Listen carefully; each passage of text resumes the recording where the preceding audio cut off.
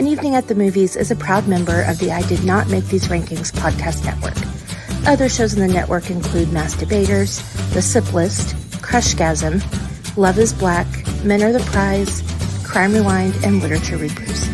You can find out all about our shows and more at idnmtrpodcastnetwork.com. Happy listening. You are now entering the world of a movie review. A world full of drama, joy, ridicule, movie spoilers, unpopular opinions, and adult humor for as far as the eye can see. Welcome to An Evening at the Movies.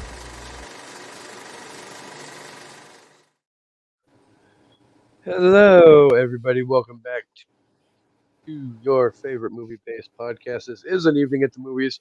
I am your amazing co-host. I am Kasey, and as you all know, this is the podcast where we eat the stale popcorn, we drink the watered-down sodas, and we discuss all of our favorite movies and why we love them. And of course, as always, sometimes we do discuss movies that are hot garbage, cool as ice. But I will get to that at a later Hey, time. that But was fabulous.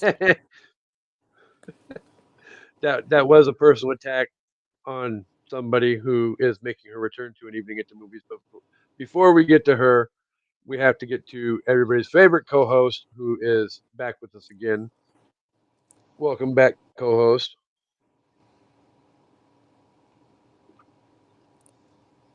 You're on mute. I am so sorry. I didn't think I muted myself. I can hear you, okay? It was probably Pearl. Probably. Yeah, speaking of that, so you all saw how she just bit me? I've got teeth look, marks. it looks like a vampire bite. Her teeth are so fucking sharp, like she can barely graze me. I have marks all over me, and now I gotta go clean it up so I don't get the cat scratch fever. Which is real, by the way. Oh, it is. My friend Kelly gets it anytime her cats break skin. My friend had it. He had to break up a fight between his cats, and he got like a blood infection and stuff. It was pretty crazy. My friend Megan, who was on the SIP list last week, it was her husband. Yeah. So yeah. It's not my fun. boys don't have claws, but Lloyd has back claws, but he doesn't use them. Yeah. Pearl has back claws. I did not declaw my cats. I got them that way. Okay. So people don't come at me. Fair. Yeah, so if I start to bleed out, if I start looking weak, just text my husband or something. Since he's actually here. Be like, lurch, man down, lurch, man down. Yeah. George is actually in Fort Worth? Yeah, he's leaving tomorrow. But he's been here for 3 days. It's been rather interesting. It's a holiday. Wow. That doesn't mean much, Shana. Why am I frozen? I have no idea. That's not a good way for me to not be frozen. No, I am. I can see my screen. It's frozen. Can't hold it back anymore. Okay, before we break out in song, let's introduce Shana. Back again. Guess who's back? Back again. Shana's back. Tell your friend. Only if your friend is Vanilla Ice. Hey. Well, I would like Amanda to think that I would like to think that my bringing An Evening at the Movies to meet Cool as Ice, that I am personally responsible for the revamping of Mr. Vanilla Ice's musical career and movie career. Like, I have said this numerous times. I would not be surprised if he was sitting at home one day and got a check for $4.84 and was like, who watched my movie? You're playing it pretty fast and loose with the terms musical career and movie career. Just saying. Hey, he was like top billing on Cool as Ice. Like, that was his movie to destroy. And realistically, destroy it he did. I had to buy the damn DVD to watch that movie for the episode last summer. So he probably did get a check for $4.84. I mean, to be fair, it's a great movie to have in your collection for a conversation starter. If you say like so. people walk in and they see Cool as Ice on your movie shelf, and they're like, okay, I don't have high expectations for this person, and then you have like a complete opportunity to blow them out of the water. That's how I feel about Nothing But Trouble. I don't think I've ever seen that. That was one of the ones I picked when we did our last draft, where Vanilla Ice had a cameo in Teenage Mutant Ninja Turtles, and then Digital Underground was in at the end of Nothing But Trouble. I think you would like it, especially if you watched it high. That movie is a trip. I'll have to give it a whirl. Well, I mean, a lot of movies are a lot better when you watch them high. Fair.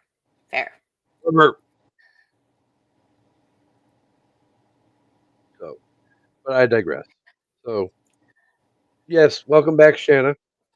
It's been a while. Too long. I'm here to play with my friends. But that sounds creepy as fuck. I know, right?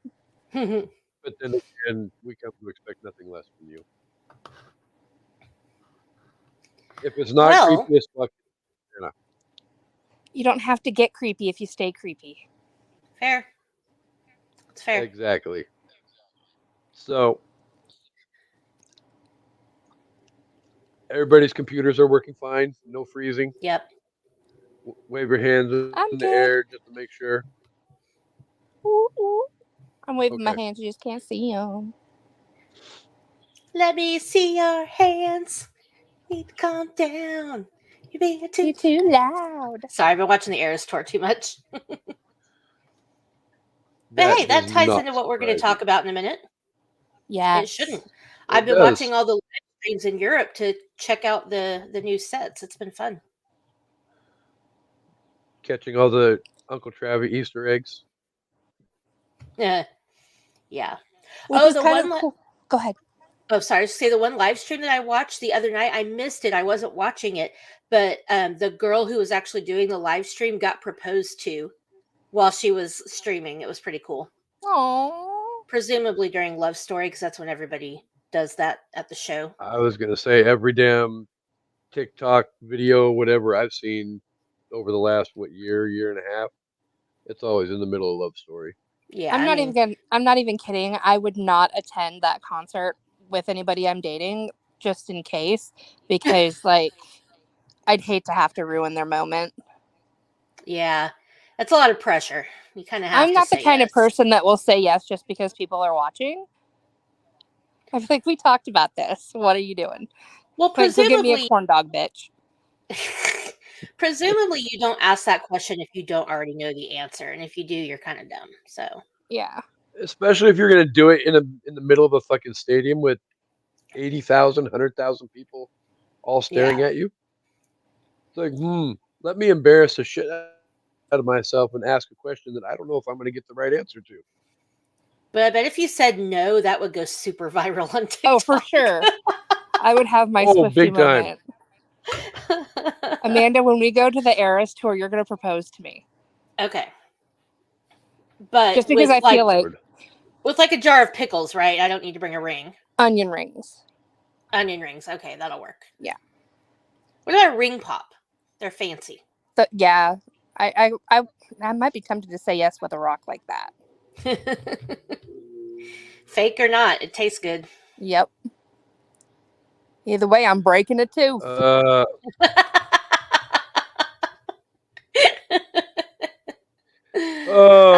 so glad we crack ourselves up. All right, Kasey, are you ready for me to take this over, or you want to introduce it? Yeah, I was just going to say really quick before. So, for those of you who cannot tell, I'm better than I was a couple of days ago, but my voice is still not 100% back, and I still feel kind of like crap. So, here in a second, you look cool. Do the background. I do look cool because I have my Seattle Mariners hat on backwards. I have, my day off whisker shadow, 5 o'clock shadow going on.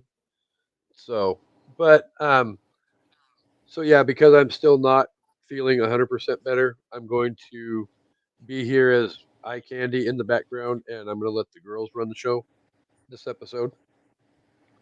And I'll chime in from time to time, but um, for the most part, I'll be back to give my thoughts at the end when we do our review. So Amanda's going to run the show, and Shanna's going to have Shanna weird opinions because that's what Shanna does. Well, I'm happy to do the background and the numbers and stuff if you'd like. I have it pulled up. Okay, fine. Then I'm going to turn the microphone over to my amazing co-host, whose Oklahoma City Thunder are not in the playoffs anymore. So on that note, the I floor is will yours, leave right co-host. now. I will leave So right you now. Fucking Mavericks.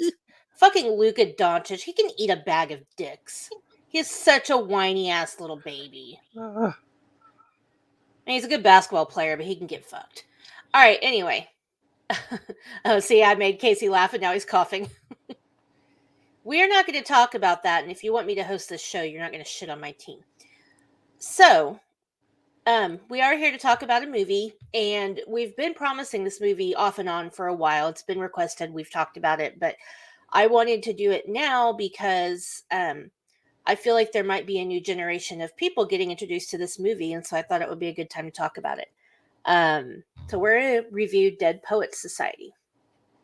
And for people that don't know, Taylor Swift just released an album called The Tortured Poets Department. And of course, when she announced it, everybody's kind of like, oh, it kind of sounds like the Dead Poets Society. And the album is very much about poetry. It's poetic.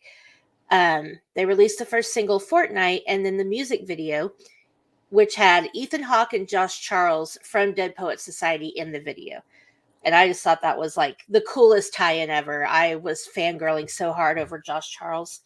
Amanda and I will legit celebrity deathmatch fight in a cage for Josh Charles. Yeah, I'll kill you. Sorry. I will maim you. I will be the bear. Do you not see the screen name, Mrs. Knox Overstreet? I've been in love with him since this movie came out. It's fine. You can be his first wife. I'll be his second. Good. I get half of his money, and then you get the leftovers. You get him before he made the money. You will. Yeah, Josh Charles, if you're listening, I know you're married and have kids, but if you're ever looking to upgrade or downgrade, depending on how you look at it, we're here. Just saying. And if you really want to go viral, propose to me at a Taylor Swift concert, because I know you get the good seats, and I'll say no, and then people will be like, this girl's fucking nuts, and then you'll be famous, and then you'll get so much ass. Well, I'll swoop in and ovary punch you, and then I'll ask him to give me the ring. Fair enough. I'll punch you right in your ovaries if you said no to his proposal. I will get down on your level so you have a clean shot. Thank you. So anyway, I'm really hoping, and I wish that I kind of Googled, but there haven't been any numbers on this yet, probably because it's so new. But what I'm really hoping is that a new generation of audiences are getting introduced to Dead Poets Society now, because this movie's a classic. It's beautiful. In my opinion, one of Robin Williams' best performances ever, not to mention, Ethan Hawke and Josh Charles and Red Foreman. Yeah. But no, what is his name? Why do I always forget his name? The kid that plays Neil, and he was in My Best Friend's a Vampire and a bunch of other stuff. Yeah, I know who you're talking about. Well, I actually have this stuff pulled up. Robert Sean Leonard. Robert Sean Leonard. Yeah, so I have it pulled up. I just wasn't looking. He was Dr. Wilson on House. Yes, that is right. I had a big crush on him too. He was cute. So we're going to talk about Dead Poets Society, and I'm pretty excited. Are you guys excited? I'm very excited. Okay. I hadn't seen this in years, and then I rewatched it because I knew we were going to be recording, and I fell in love with it all over again. Yeah. This was a movie me and my best friend obsessed over. We had a handful of movies that we just watched over and over and over and over, and this was it had all the dreamy guys in it. Yeah. And it was guys who were sensitive. I mean, about poetry and about love. And, it's just like, especially teenage boys and prep school boys at that. You don't usually see that. You know what other movie is really, really good that has like teen prep school boys? Cool as Ice. School Ties with Brendan Fraser. Yes, School Ties is so good, and Dead Poet Society is sad, but School Ties is sad in such a different way that it's. I really like it, but it's hard to watch. Yeah, you know. So, well, real quick, I will run through some of the information we have on Dead Poet Society. So it was released by Disney June 2nd, 1989. It made, well, I don't have what it, oh wait, yes, I do have the production budget. Was 16, little over 16 million to make. No, that can't be right. That's his production budget. What the hell? That's his production budget, but there's no way it cost 16 million to make and only made 10 million. Do you have those? Okay, I'm sorry. Well, the number I have is 16.4 for the budget. Yeah. But it made at the box office 235.9. Okay.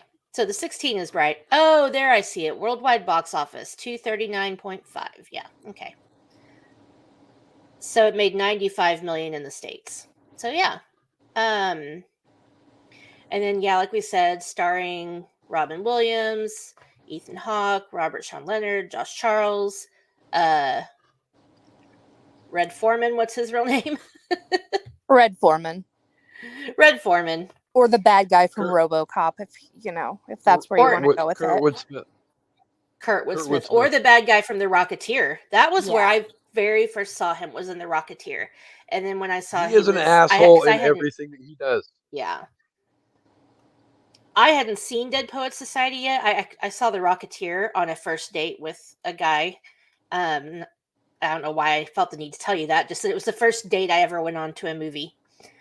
But I saw Dead Poets Society later. And yeah, when that 70s show came out, I had a real hard time liking Red Foreman because of this movie.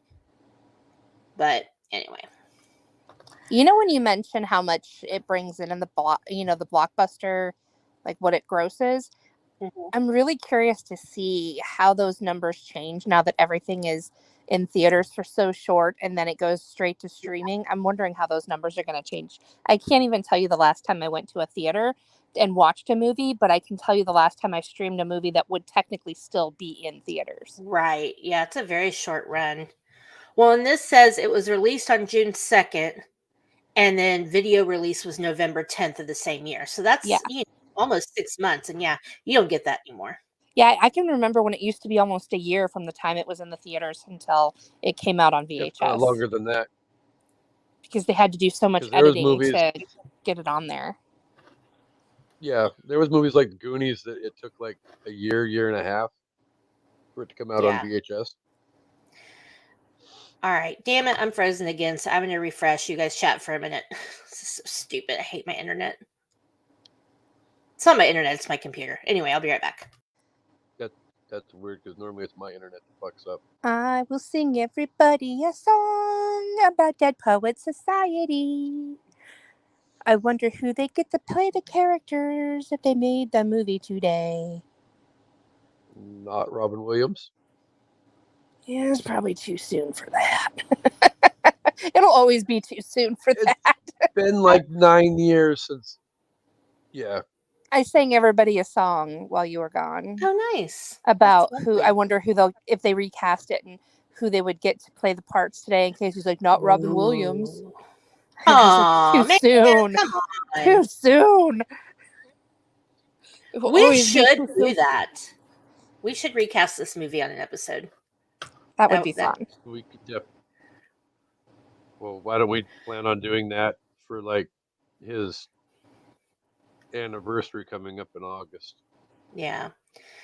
I mean, I know we've talked at length about Robin Williams. I think we've done maybe our top 5 Robin Williams movies on the SIP list. I feel like we did do that.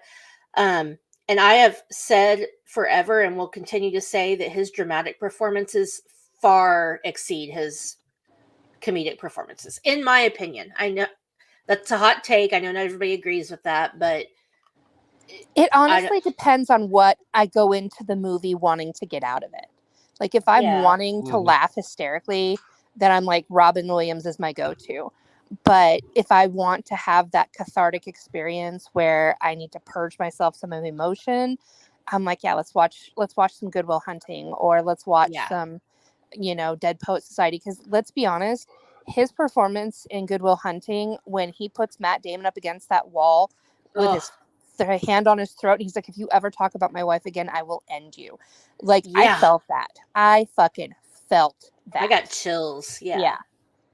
That was crazy. There's a reason why he won an Academy Award for that performance. Yeah.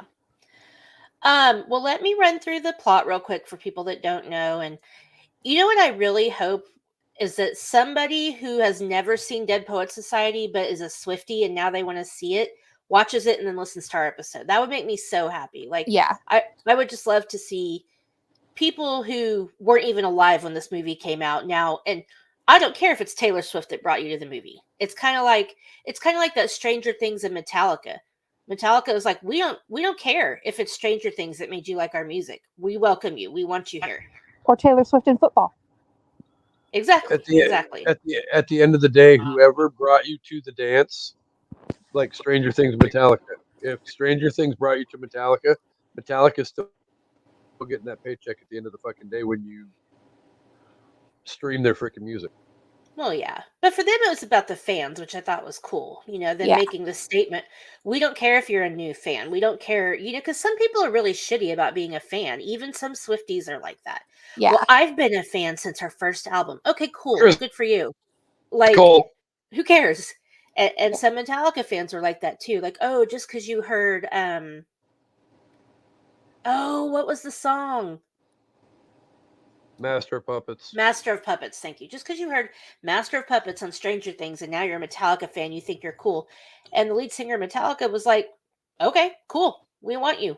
We're happy to have any fans that like our music. So anyway. And while you're at it, buy a t-shirt. Exactly. Okay.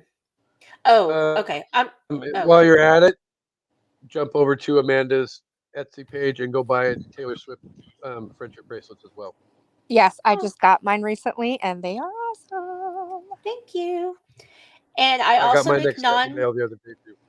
Oh, has you know who gotten their you know what? Nice. No? Okay. See how I'm being sly? I got non-Taylor Swift ones, and I love them. Thank you. Yeah, I'll do them for anything. So my friend's band, we went to watch them the other night, and I made a bunch of friendship bracelets for their band, and it was pretty cool. You'll do it for anything. I really will. It's very fun and relaxing.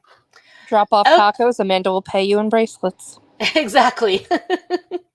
I will. It's so funny because we were talking the other night to my friend that sings in that band, and he was like, he's a Mavs fan, so he was giving us a lot of shit about the Thunder losing, and I was mad at him. He goes, I'm going to buy Amanda dinner, and then she'll be nice to me. I was like, yeah, I will do a lot of things for food. So it's funny that just came up again. We'll strip for tacos. Many of them are inappropriate as well. Of course. Okay, so real quick, run down the plot of Dead Poets Society, and then maybe I'll let Shana take the lead if she wants to. Okay. Dead Poets Society. A new English teacher, John Keating, is introduced to an all-boys prep school that is known for its ancient traditions and high standards. He uses unorthodox methods to reach out to his students who face enormous pressures from their parents and the school. With Keating's help, students Neil Perry, Todd Anderson, and others learn to break out of their shells, pursue their dreams, and seize the day.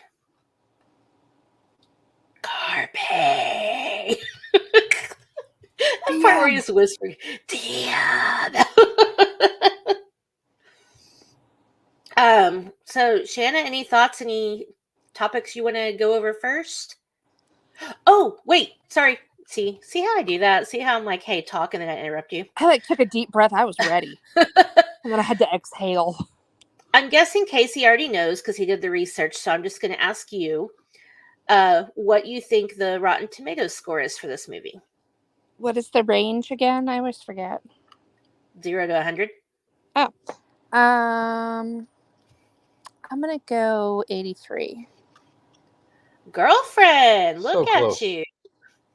The tomato meter is 84%. And the Yeah. audience, yeah, look at you. I thought I held the record, but I think you just beat me. Because I don't think I've ever been 1 off. I think I've been like 2 or 3 off. 2. You were All right, Shanna's you were 2 off, I think, on more than once though.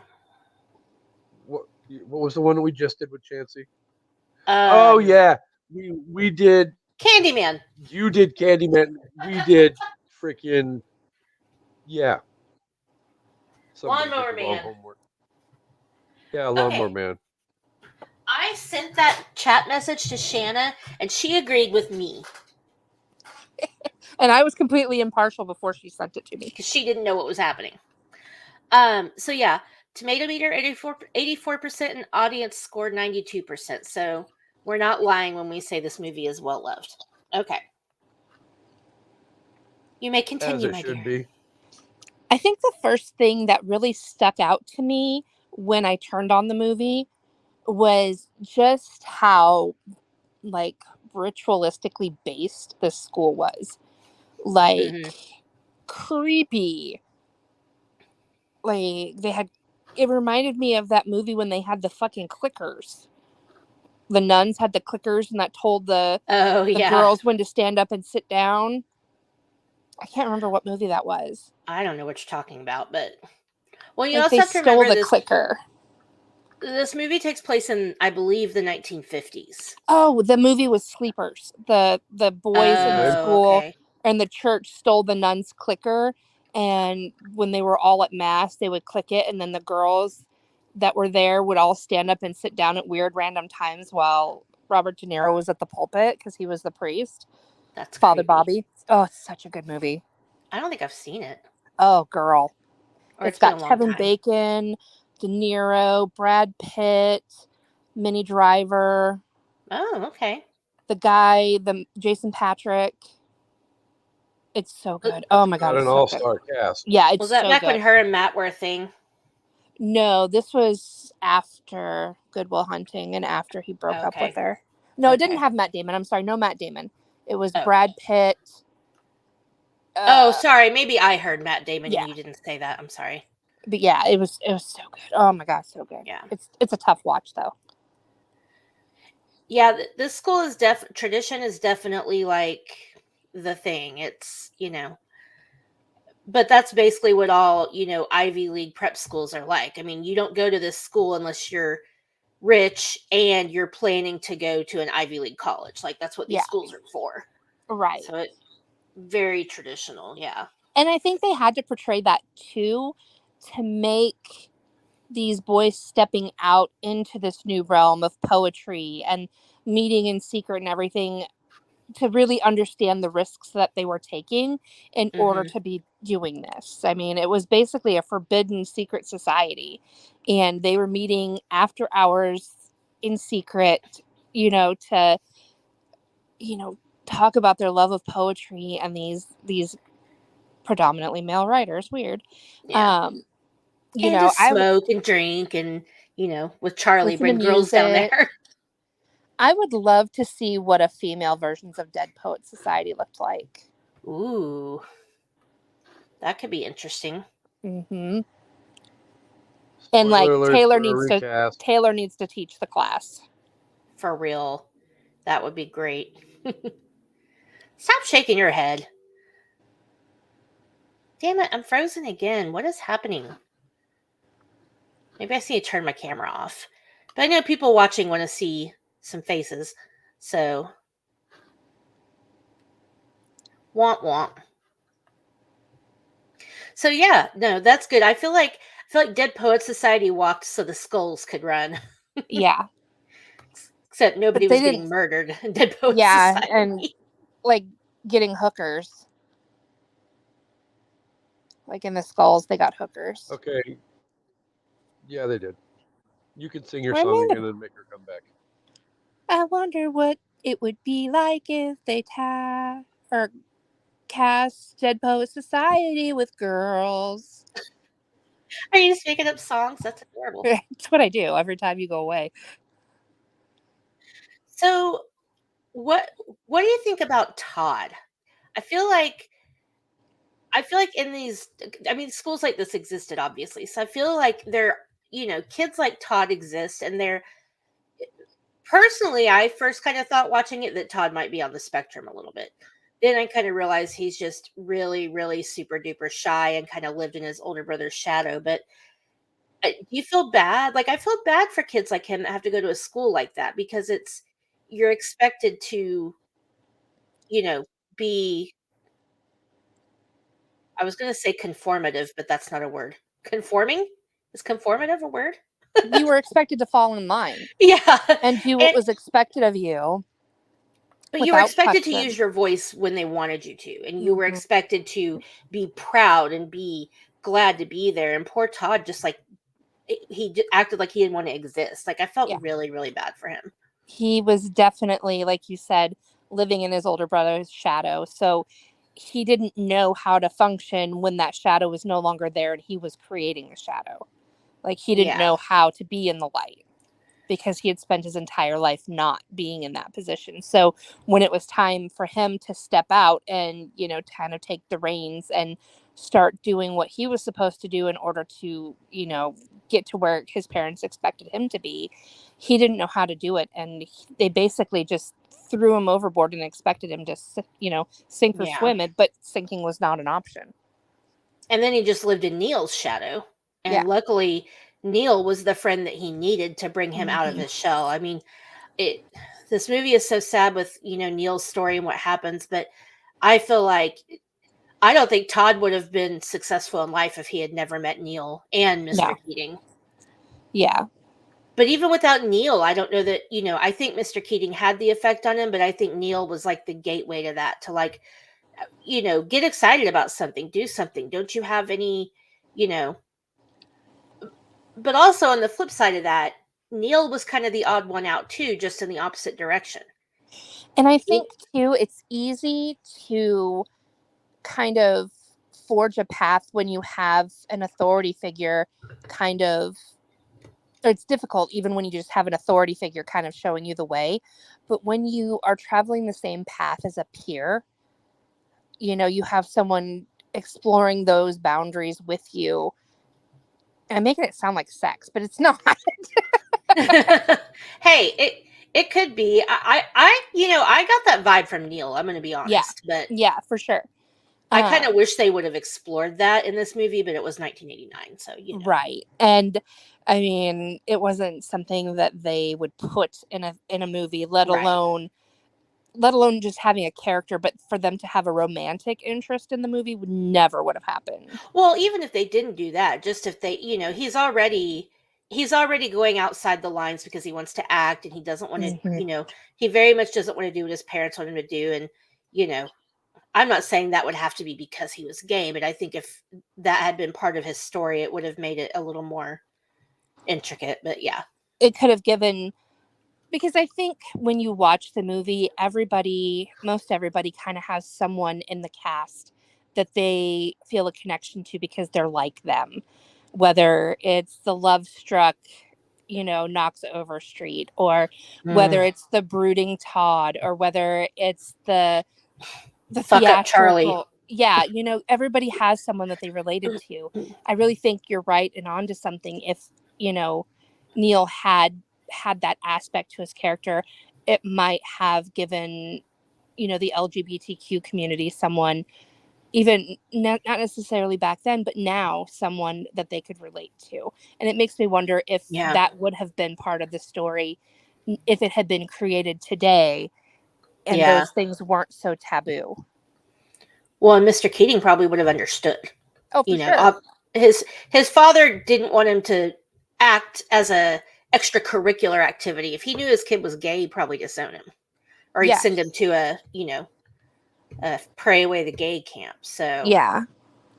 I mean, not that that needed to be part of the story. It's just sometimes when I watch it, I get, like that could have been an interesting, but And they may have given that vibe with, and intentionally, without coming right out and saying this character is gay. yeah. Um, yeah, and it's interesting because Todd and Neil are definitely I don't want to use the word outcast, but obviously they're the prominent characters, but they're the ones that aren't falling in line, either because they're too scared or because they want to do something different and they feel trapped. Everybody else, fallen in line. I mean, like Charlie, he's a fuck up and he's a goofball and he does these things, but he also knows he's rich. He's got his parents' money to fall back on. He's going to do some Wall Street thing and, get married and sleep around. And Charlie's life is kind of already panned out for him, and he's just going to have fun when he can. The other kids are kind of like, well, all Knox cares about is falling in love, but he still is like, and I think falls in line with what he's supposed to do. Right. And I think with Charlie's family too, they put him in the school because that's what was expected of him. But I don't think he had any like big consequences at home if he fucked up. Like his parents were like, whatever, this will look good on your transcripts going into an Ivy League school because that's basically promised to you because of all of our money. So you're just going to go here, get your high school diploma or your diploma, and then you're going to go on to Yale or Harvard or Stanford or wherever it may be. I mean, somebody will pull him through, kind of like Cameron helps him, even though they hate each other. Yeah, for just the most splittest of seconds, can we talk about the fact that Charlie and Knox look alike? I guess they kind of do, yeah. When I was rewatching, I was like, I don't remember there being brothers. I was like, fuck, I'm dumb. I'm not gonna lie, I was in love with Knox, but if I'd had the chance to fuck Charlie, I would have taken that chance in a heartbeat. I bet he was wild. Let's play Fuck, Marry, Kill. Ooh, well, I already just told you mine. Right, but who would you marry? Oh, I'd marry Knox. I would fuck Charlie, marry Knox, and kill Cameron. That was easy.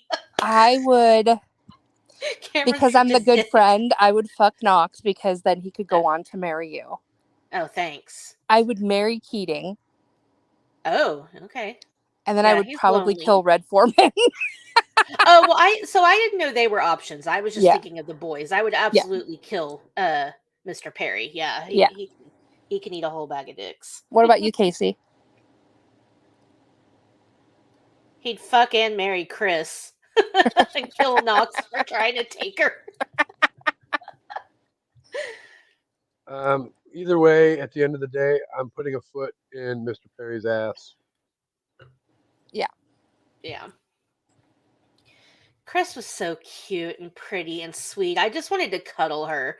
Like, I mean, their love story was a little weird. Like, he meets her once and falls in love with her. Come on, he's just horny. They're all horny. Like, obsessive. I've never had someone, like, pine over me like that I know of.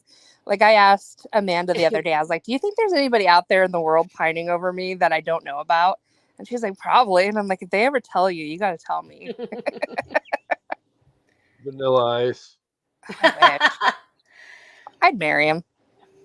Yeah, Knox is a little obsessive watching it as an adult. You definitely am kind of like, okay, dude, you're being a little creepy. But when we're young, 11, 12 years old, and then teenagers watching this, that's all we want is someone like Knox to sweep us off our feet. So it's, interesting watching it now versus watching it. I mean, I still get those feelings, but I think it's nostalgia.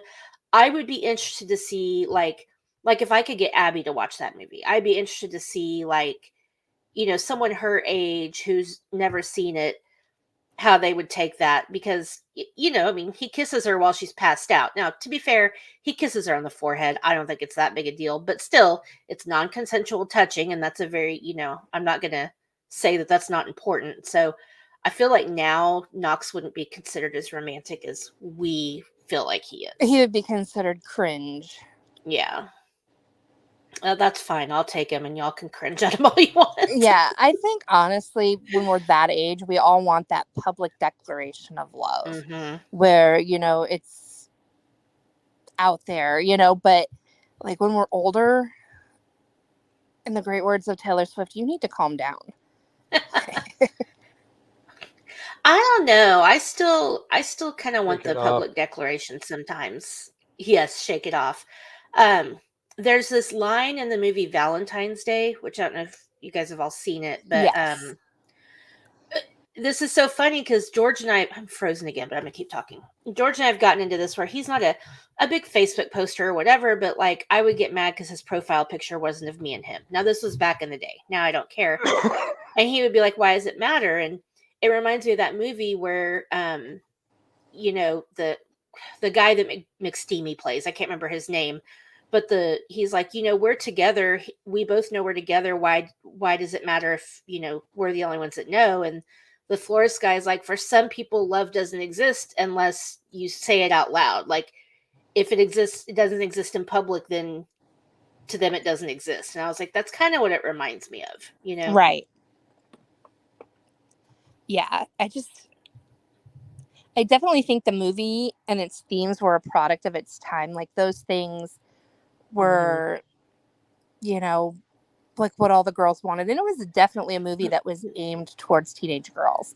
I think anytime you have like a prep school full of dashing young men, you know, like there's only one female character besides Neil's mom that has, you know, very many lines at all. So like nobody's there for Chris and Mrs. Neil Perry or, you know, Mama Neil. Like, I don't even remember her name. So I don't think they say it. I think it's just Mrs. Perry. Yeah.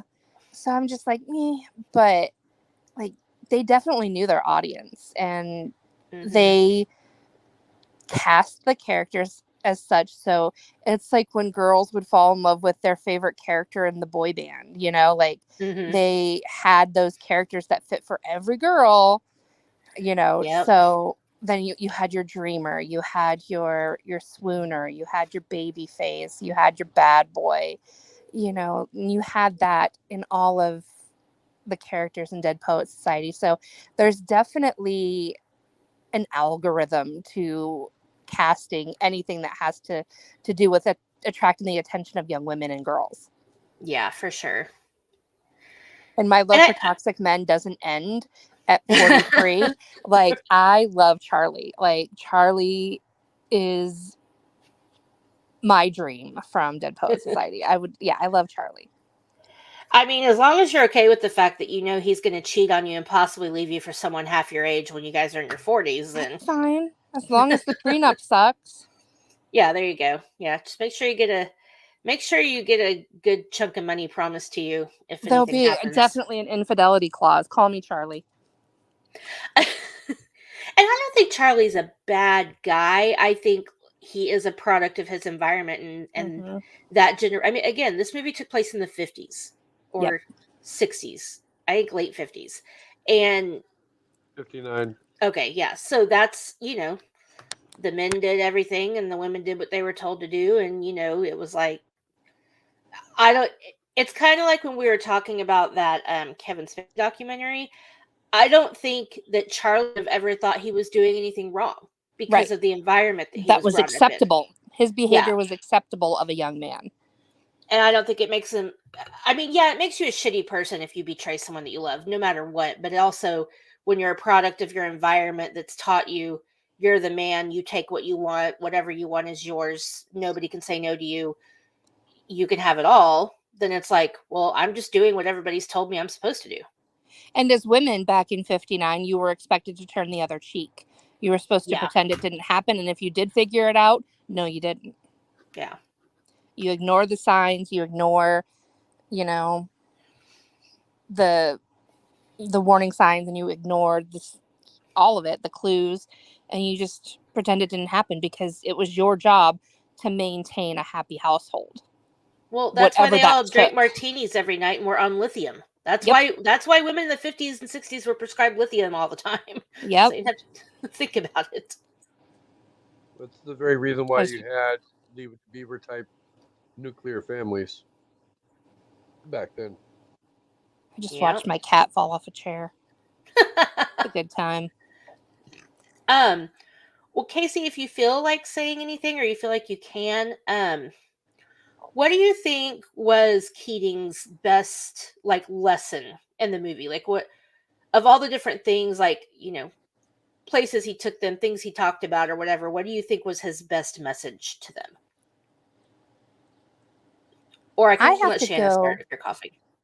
I have to go with the scene where they're all out playing rugby as a group, just playing rugby, getting off that energy, and at the end they carry him off. I love that. Absolutely Yeah. love that. Or the scene after he's been fired and they all stand up on their chairs with the captain, my captain. Oh yeah.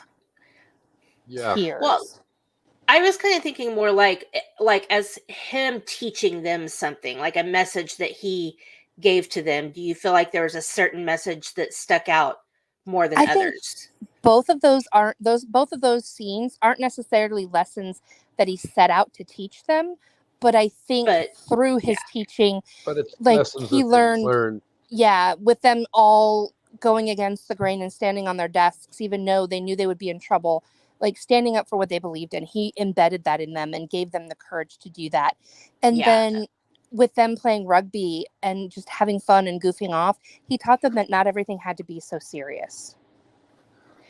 Yeah, for sure. For sure. Well, that was a lot of what I got from a lot of his teaching was, don't take life so seriously, have fun, don't go through life with a stick up your ass, and you don't have to conform to societal pressures to be successful. And I think too, when he was teaching, he was teaching them lessons and he was teaching them about poets and literature and all that, but he wasn't doing it so that they could recite some poem or some piece of literature at, verbatim. Yeah. He was doing it so that they could take that information, relate it to themselves, and be able to put that out into the world. So I think his teaching way them of to live life. Exactly. And even though it was disguised as, a curriculum, it was more than that for him. And it was more than that for those guys. It was, for once in their entire academic career, a place for them to be what they needed to be and who they needed to be without repercussion, without expectations. And it just allowed them that opportunity to become comfortable with themselves, even if it was just for that short period of class time, and then gave them the courage to be able to go out after hours and, form this tight-knit group of friends. And I think it was really neat because in most movies you never really got that portrayal of close male relationships where there was like an elite group, like girls, they always had their little cliques of the mean girls and the smart girls and the pretty girls, but for guys you never really saw that. It was either athletic or non-athletic. You didn't ever really have a group that had a mix of everybody in it, but they still were able to come together and be friends. Well, in a school like that, you didn't really have a choice. Everybody played the same sports. Everybody took the same classes. Everybody had the same lessons. So it was really easy to get lost in the, like him teaching them those lessons. Some of those kids didn't even know they had a personality that they could let out if they wanted to. Yeah. Because it's all, well, Kasey, I want to let you go, but then I'm going to talk about that in a second. I was just going to say, they basically, in the confines of that school, are all mindless robots. Yeah. Well, so the scene that really I think like talks about like what both of you are talking about is where he has them all go outside and start walking. And it's like, just walk, take a walk around, and then they all start walking and immediately they're all marching in unison. And he's like, why did you do that? It's like we all want to be in the group. We don't want to be different. We don't want to not conform, But then he's like, no, walk the way you want to walk. Walk in whatever way makes you feel good. Don't feel like you have to march in line to the beat of everybody else's drum. And who gets to decide what, that march is going to be? When they all eventually started. Right.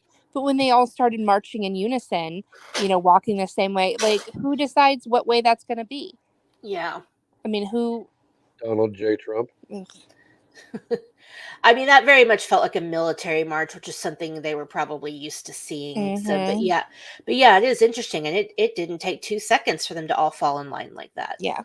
But that's what they've been taught to do their entire lives. They've never had anybody saying, you know, step out of the group, be an outlier, you know. And I think this is the first opportunity any of them had to express that, to express their individuality and have it be accepted. I think a lot of them, they had it within them, but they were so ingrained to be a specific way that's the first time an adult who'd come to them and said, you know, just be you.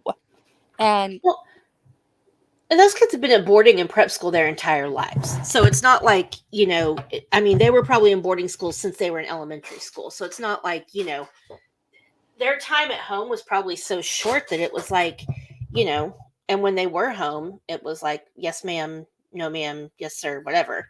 I can't decide if I think that a boarding school is like the worst thing ever. Like, why have kids if you're going to send them to boarding school? But then I'm like, that's brilliant.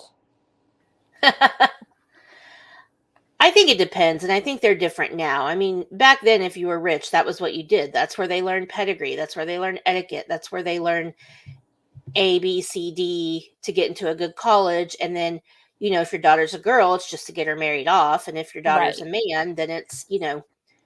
And so if I have to pick a favorite, like, lesson, or like message that he gives them, kind of like, besides what you guys are talking about, and obviously carpe diem, that's like the whole underlying tone of the movie. He's talking to them about, you know, why people read and write poetry. You know, he's like, we read and write, we don't do it because it's cute. We do it because we're human and we're filled with passion. And he's like, you know, going to law school, being a doctor, business, whatever, those are all noble pursuits and necessary, but also poetry, romance, love, whatever, those are the things we stay alive for. So it's like, yes, you have to have a career to live, to sustain your life, but you stay alive for the romance and the passion and all the other things. And so he was kind of showing that, you know, both things can exist together. You don't have to just be one thing. Right. And he was kind of really good about teaching them how to balance those expectations, but still have the wherewithal to be able to express yourself. Yeah. And I like that he still keeps them in line. Like when Charlie does that whole phone call thing, he's like, well, you told us to suck the marrow out of life. And he's like, sucking the marrow out of life doesn't mean choking on the bone. Yeah. They do. That He's was like, so fucking hilarious, though. Yeah, phone call from God. If it had been collect, that would have been bold. Okay, I'm refreshing again. You guys talk. I don't have a song to sing this time, so I'm just gonna make a song up that rhymes. Ooh, that rhymed. It really rhymed. I made up a song that rhymed. You know you can talk. Yeah, you don't have to wait for me. I'm sorry. To everyone listening and watching, I apologize. It's just a thing now that I sing. I make up a song every time. Oh, there you go. Yeah. No, the other thing I was going to say while we were still on that subject was, you know, the teacher or the principal, headmaster, whatever, when he's talking to Mr. Keating, he's like talking about his unorthodox methods. And he's like, well, I'm trying to teach them to think for themselves. And he's like, at this age, no way. You know, he even says at this age, they need to all basically be robots. And it's like, that makes me sad. Yeah, I call bullshit on that. Yeah, I'm glad that society has changed where, you know, at least somewhat, hopefully that's still not that bad now. I'm sure Ivy League prep schools and colleges probably still hold a lot of those traditions, but I'm hoping that maybe it's not as rigid and that, you know, people can express themselves and that art is appreciated. Because that's really what this boiled down to, is that, no, you know, art was not a thing that was appreciated unless you were gay or unless you lived in Europe or unless you lived in New York or whatever. If you were a conservative, rich prep school type, art was not for you. It was to be looked at, but it was not to be experienced or lived.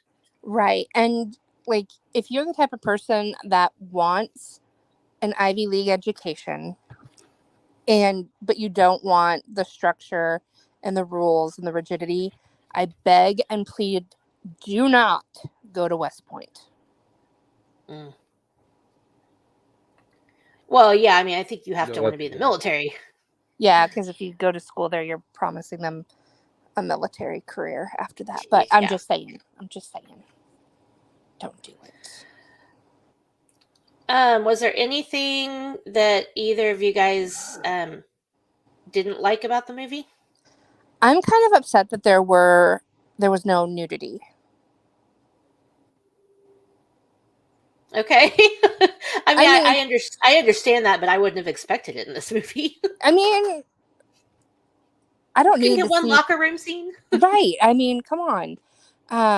As young girls, I want to see some bare chests. I Even in mean, Footloose, we got ass I know. And I and that one mean, guy's bush. yeah. And then in School Ties, we got booty and shower scenes. Like, who cares if they've got, chicken pecs and, they don't have muscles and stuff. Just give the girls what they want. Like, just Yeah, free the I could nipple. have I could have gone with Knox taking off that coat and sweater vest and Right. Just all that stuff. loosen it up a little bit. Slap each other on the butts with a towel. I mean, live a little. Okay, that's fair. Kasey? I don't think there was anything I actually The hated look of about the horror movie. on his face. What? The look of horror he had on his face. Oh. Who? About the You. nudity? You're just like, what the fuck? I mean, that was more of a acting moment because at the end She's of the day, back. Full exactly. It's force. like if any of you people are shocked by the fact that Shanna said there was no nudity, then you haven't been here long enough to experience full on Shanna. I mean, Shanna is very. I wasn't looking for any hang down or anything. I just was talking about some chest. Maybe a butt or two. No, but I bet yeah, he had a fine ass. there wasn't anything in this movie that I hated. At the time that it came out, it was probably a little bit, you know, over my head per se, because I think I was like seventh grade when it came out. But I appreciate the movie a lot more now as a 47-year-old man than I do Absolutely. as Mm. a 13-year-old teenager. So, Yeah, for sure. and the fact that I actually had a couple of teachers like Keating in high school, you know, you don't necessarily realize that back then, but now I can sit here like this morning. I watched the movie again just to uh, make sure I was fully prepped, and you start seeing little things that Keating's doing, and it's like, wow, that's my freshman English teacher. Wow, that's my junior English teacher, and it's like you're starting to make those connections, and it's like I was really in the presence of greatness when I was in high school, and I just didn't know it. Makes me wonder Yeah. how many teachers or how many people watched this movie and then decided to get into teaching because of Mr. Keating and the difference that Hmm. he made in those boys' lives that they wanted to do the same with kids. Like, I bet a lot. yeah. I bet And a I lot. think it was our generation probably that, started doing that Hmm. because, we're about the age where we obviously didn't watch it. I was 9 when it came out. So obviously I wasn't watching it in the theaters. Yeah, Um, no, me either. but I watched it as I was older, like I think I was 13 or 14 the first time I saw it. And that's when I, you know, as people, we start to think, what do I want to do when I grow up? And like, this is going to surprise the shit out of a lot of people.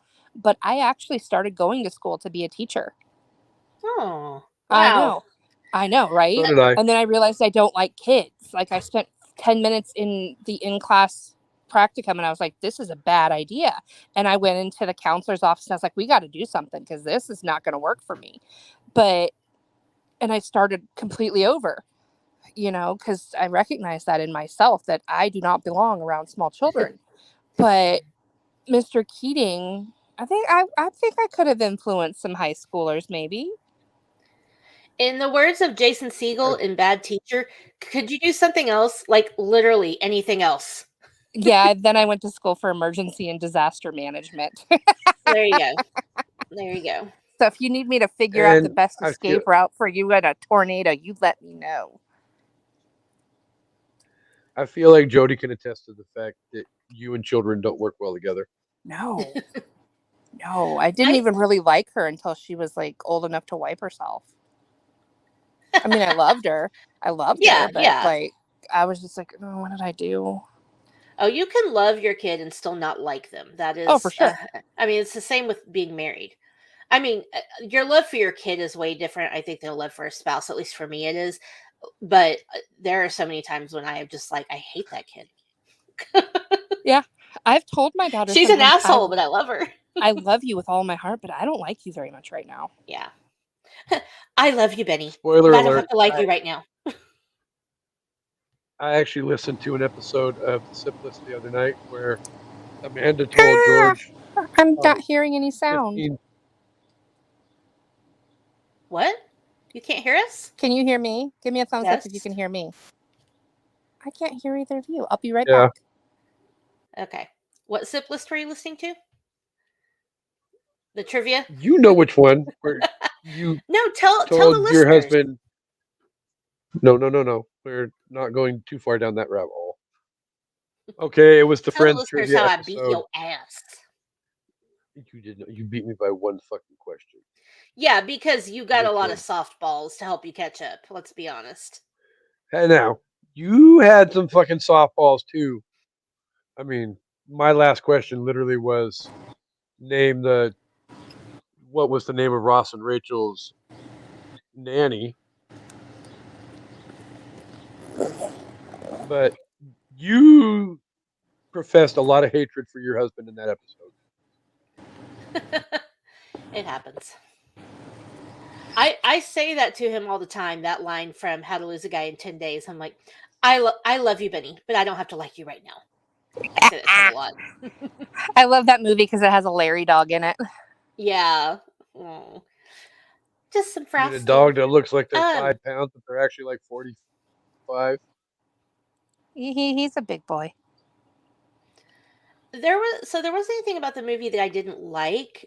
The only issue I kind of had with it was, and this is a very small thing, but the more I watched it, the more I wondered, why is it only this group of kids that these teachings are going to, and that he's having this effect on? Because he must have taught more than one class, and there were definitely more seniors or whatever than just them. So it was like, where are all the other students? Is he not teaching them the same lessons he's teaching these kids? And I get it, it's for the movie, it's for the Dead Poets. It's like, I Dude, understand it, but that kind of threw me off. I was like, he what has if more than there's one like class a day, right? what if there's like 8 different chapters of the Dead Poet Society and they're all meeting in different locations? Bum bum Mind bum. That blown. would be great. Okay, I'm refreshing It's again. it's net Kasey, it's you want to give networking before social network. exactly? Amanda's gonna refresh, so she'll be back in a second. So you just had me singing another song. Also, Ember Wave sponsor us because I got a wearable personal temperature control device that I wear on my wrist. And I was telling Amanda, it's magnificent.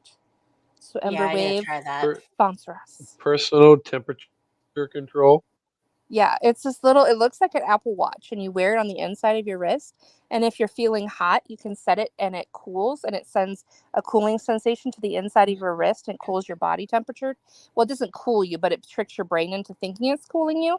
But at the same time, if you're cold, you can warm it and it tricks your brain into feeling warmer. Interesting.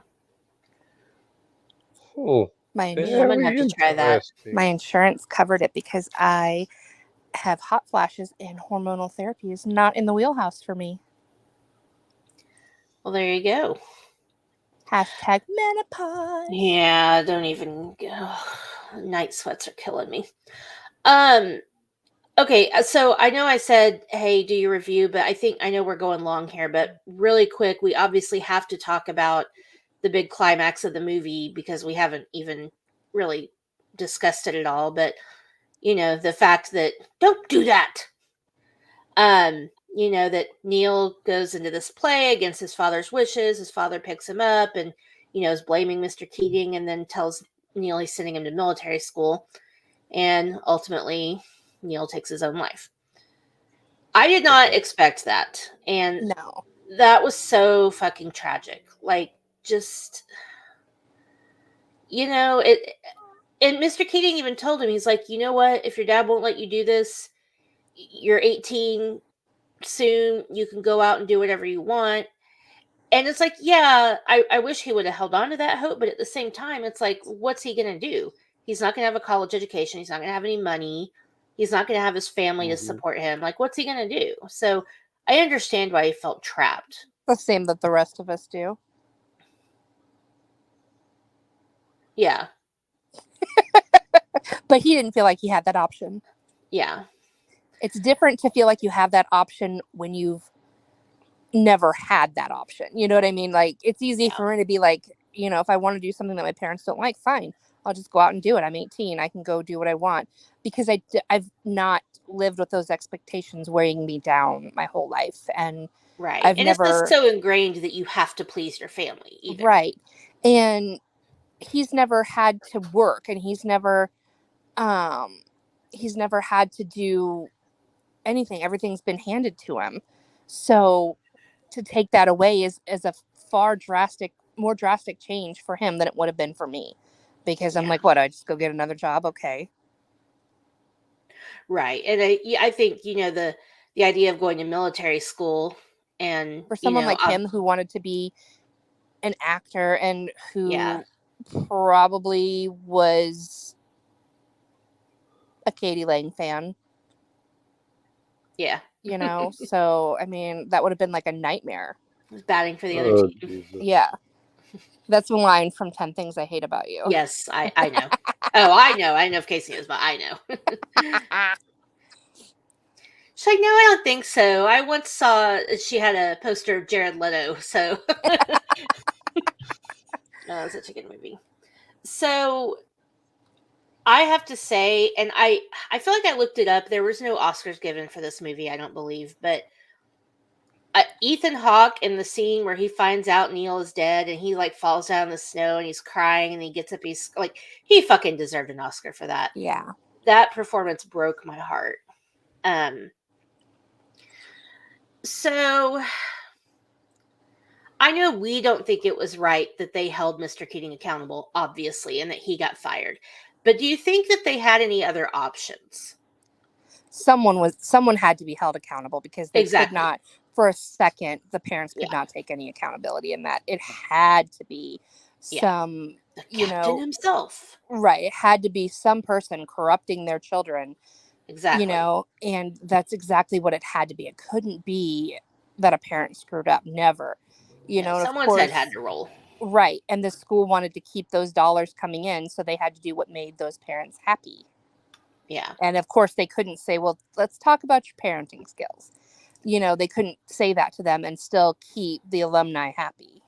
And mental health wasn't even a thing you talked about then. So, yeah, it's... And that's what I go back to when I watch this movie, is how infuriating it is that Mr. Keating lost his job. And I 100% stand by, like, it's just ridiculous. But also now, as more of an adult, I'm like, in that situation, there was really no other option. Somebody had to be held accountable, and it just fucking sucks. And that's the society that they lived in. So with the movie, do you think that Neil struggled with mental health and suicidal ideology throughout the entire movie? Or do you think that this event with his dad, where he was like, you're going to military school, you're not allowed to go to school anymore there, he basically felt like he was losing everything, and he, at that brief moment, made a decision? Do you think it's something that he struggled with throughout, or do you think it was something that he just felt overwhelmed at that exact moment? And bless you. Thank you. Hold on. And bless you. Oh, thank you. So I don't know, because I've thought about that too, and I've watched the movie for like to see if they really gave us any cues.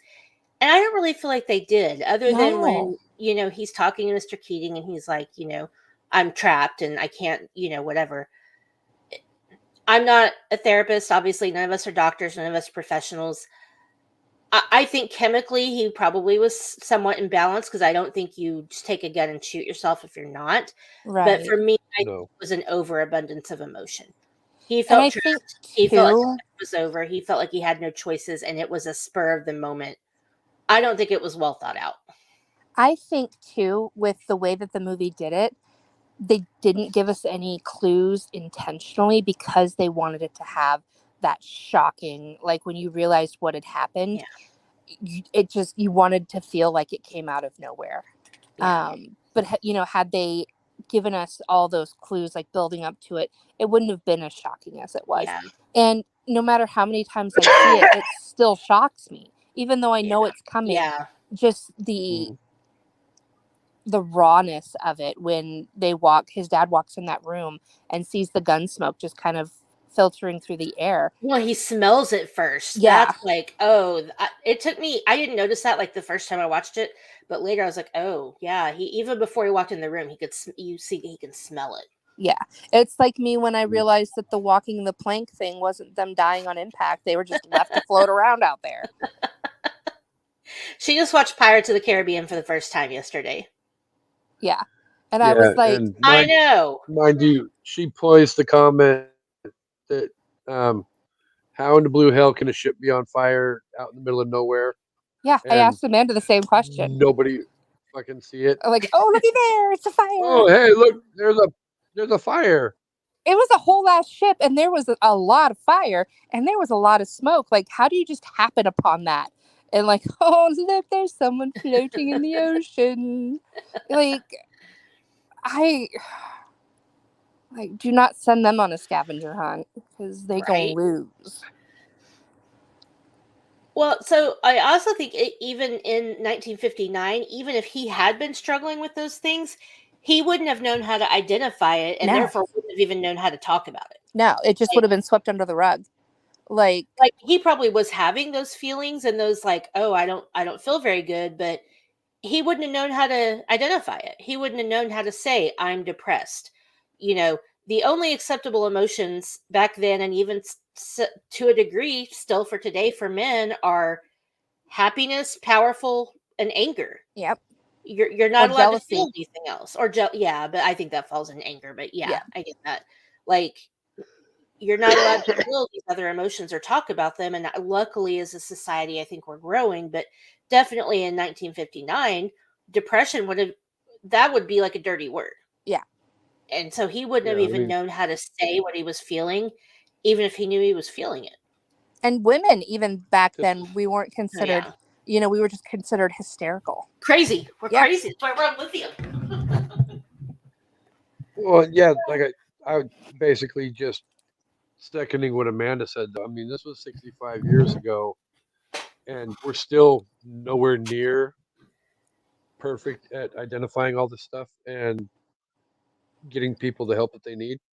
Yeah. But we're still a hell of a lot better than what we were 65 years ago. Oh, for sure.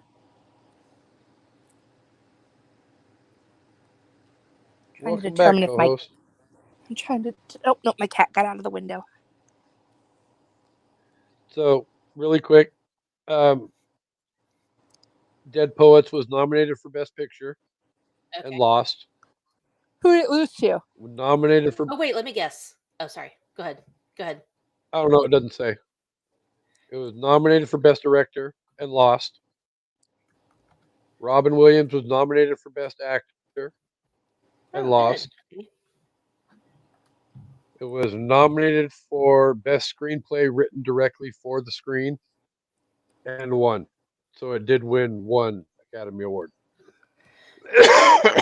So was it nominated in 1989 or was it nominated for 1990?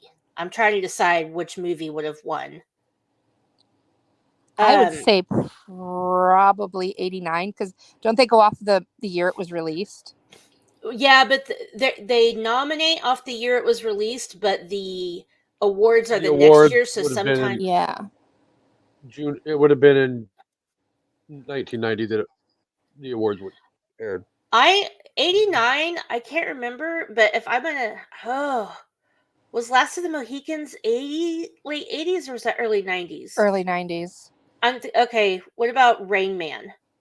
Was that 89? Rain Man was like I think 88, 89. Rain Man was somewhere between 88 and 89. Because I know Rain 88 Man and won 90, I Best believe. Picture. All right. Well, you need to Google it. I'm And do you? Googling. Oh, do you guys have any other guesses? I'm trying to think what else. 91 was Silence of the Lambs. I know that. Okay. I Um, feel like Stand and Deliver was around that time too, but I don't think it won Best Picture. I'm trying to think when, because I know The Accused won Best Picture as well. I don't remember when that came out. Accused was earlier. That was like 88, I think, 87. I don't know. And I got Well, to I'm glad. thinking I know too. it's all. Oh, go ahead. I was talking about But what if there was a female version of Dead Poet Society? And I Googled it and they said Mona Lisa Smile. Oh, yes. That is true. Yeah. That is very true. I didn't think about that. Like when Kirsten Dunst is like, I don't have to get an education. I'm just going to go be married. Yeah. Yeah, I'm just getting married. Oh, she was such a little bitch in that movie.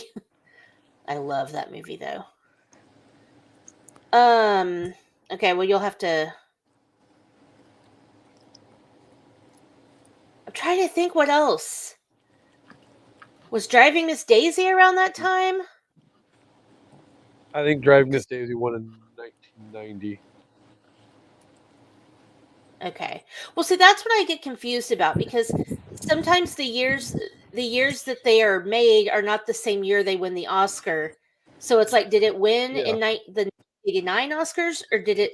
No, it would have had to win 1990 because it came out in June of 89. So, Shanna, 1990 yeah, Oscars is what you should be looking for. Okay. Sorry, that I always have to like do that in my head because it's like when they come out in the beginning of the year, sometimes Driving they Miss Daisy. oh, okay. That tracks. That makes sense. Okay. Well, I'm glad it was nominated though. It deserved to be. But I think Driving Miss Daisy probably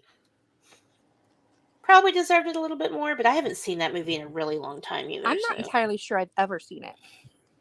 it's good. I It's don't think really I good. have either. Really? Okay. I mean, I haven't seen it in probably at least 10 years and you got to know that it's got to have a lot of racism in it and a lot of it probably hasn't aged well, Yeah, but it's also meant to have racism in the movie. I mean, that's kind of what cuz it's taking place in like what the 40s, 50s, something like I can't remember. yeah. So, it might be a tough watch now. I'm going to have to give that another look. Okay. Was there anything else you guys want to talk about before we do our reviews? I think I'm good.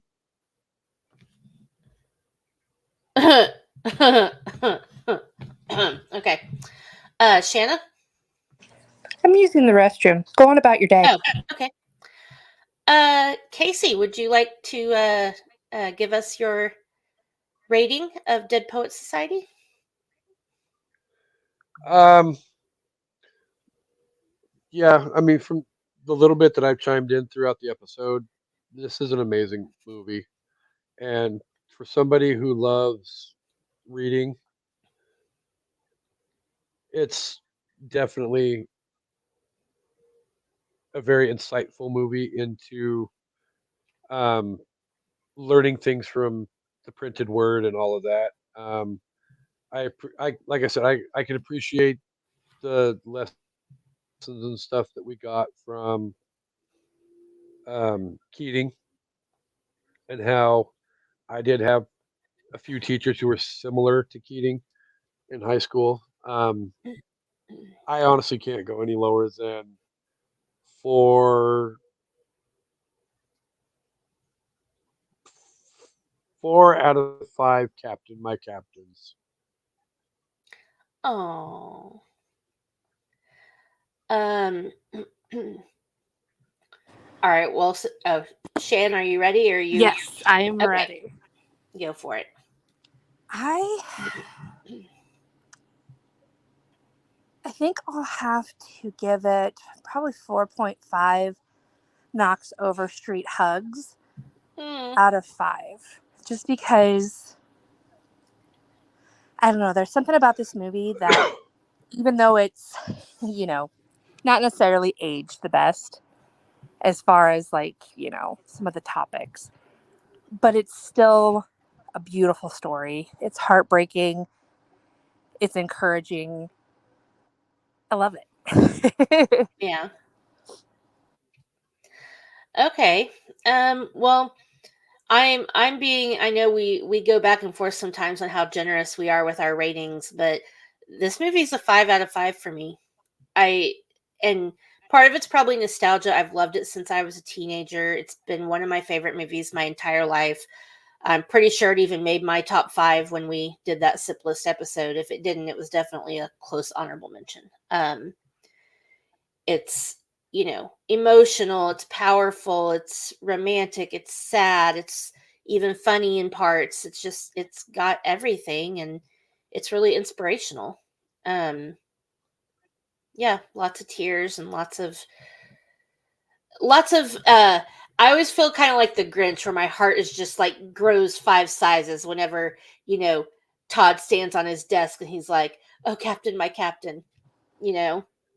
And then of course when he does the whole poetry thing, and Keating makes him close his eyes and just start talking, and then he's like, "Don't you forget this." Like, that moment changed his life forever. So I Yeah. just feel like, yes, it's a movie, but Mhm. we all want those life-changing moments, not in the way unfortunately Neil got, but we want those relationships. We want the friendships and the mentors and the moments where we know our life's never going to be the same again. Like, I don't know. You know what movie this reminds me of a lot? Hmm. The end of it, when like something catastrophic happens and they have to hold someone accountable. White Squall, See, I haven't seen that in a long time. I like barely with remember it. Jeff Bridges and all the Yeah. boys that are on the ship. Then the ship goes down Yeah. and they go to take away his sailing ticket or his license, and Yeah. or he was just going to hand it over, and then the one kid starts ringing the bell from the ship, and Mm, and then he's like, "This is ours to bear together." yeah. We were all there. We all lost them. Yeah. I'm gonna I have watch to that when rewatch we're That's done that. one thing here. you can. Okay. That's one thing you can count on. If Shanna does it, if it's not true crime with Shanna, it's disaster movies with Shanna. Dude, I love me a good disaster movie. Yeah, there's some good ones. I've been Hashtag wanting to watch Deep Impact again. Do you our remember in first. time, like being on a movie podcast, this is going to make sense to you guys. Do you remember the time, like in history, where they would make movies that were basically the same movie? It was like Deep Y- Impact and Armageddon, same Yeah. movie out at the same time. And I'm just like, really? You know what that reminds me of?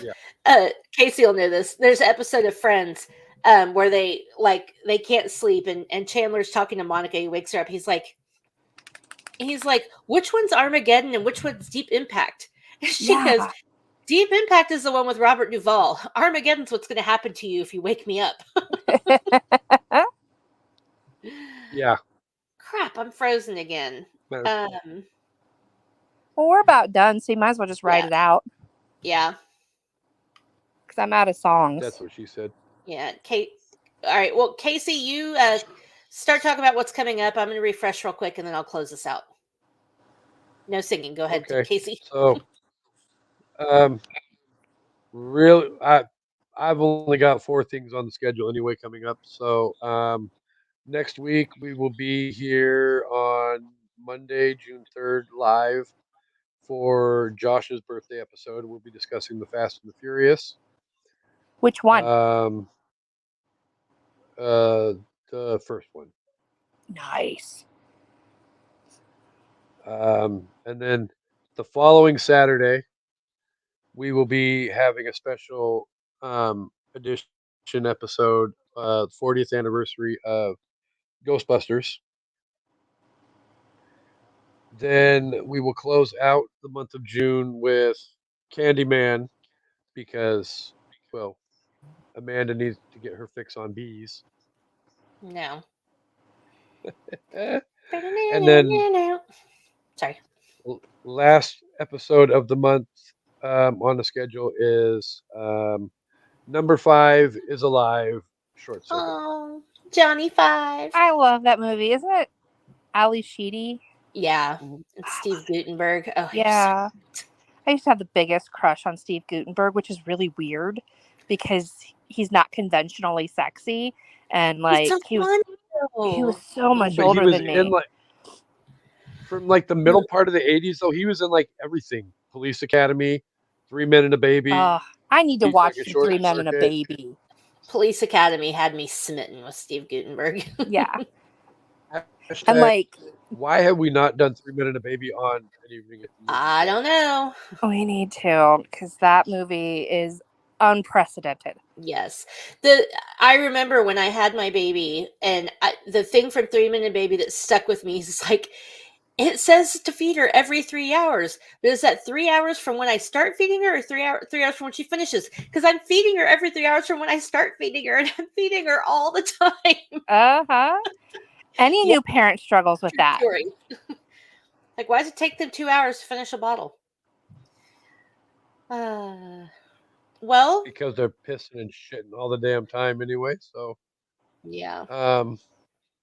Was there anything that you guys needed to say before we wrap up the episode? Not that I can think of. No. Okay. The sip list is on hiatus. Crime Rewind's on hiatus, and one or both hopefully will be back soon. We're still kind of just waiting it out. But yeah, this was a good show. I'm glad we finally got to do this movie, and thank you for everybody that listened and watched. And if you haven't, well, hopefully you're not here if you haven't seen Dead Poets Society, but if you have seen it and you know someone who might be excited about it because they heard about it through Taylor Swift, encourage them to go watch this movie.